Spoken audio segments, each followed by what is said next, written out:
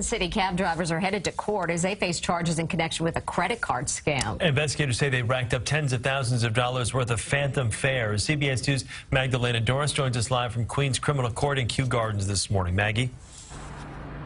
Good morning, Chris and Mary. These taxi cab drivers allegedly took their customers' wallets for a ride, charging hundreds of dollars for trips they never took. Now, the dozen drivers will face a judge today.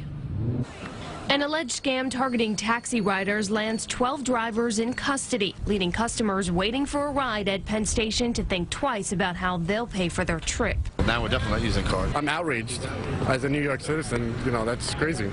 According to the Department of Investigation, the operation worked like this. A taxi meter would be set to 5, a rate used for negotiated rides outside the city.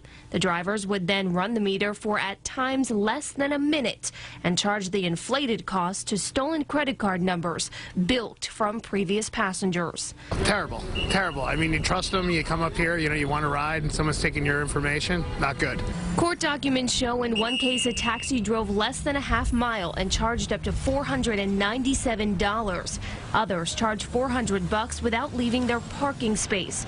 DOI says oftentimes there was never anybody in the back seat. Most of the victims of this scam weren't even in New York City at the time of these phantom rides, and their physical credit card was still in their wallet. You know, when you're on the go, especially literally in a cab, you do kind of question the security of that. The companies that operate the meters noticed the suspicious charges and tipped off the Department of Investigation, who found the fraud pattern that lasted from January to July of 2015.